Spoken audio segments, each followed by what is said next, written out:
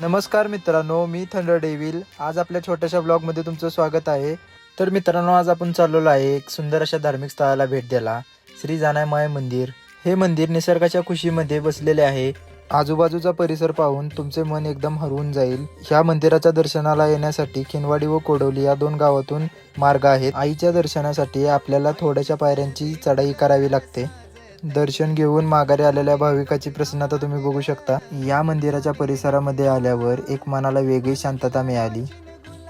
घंटा वाजवून मंदिराच्या मुख्य दारातून प्रवेश केला. मुख्य दारातून प्रवेश केला की पावसाची छोटीशी सर चालू झाली.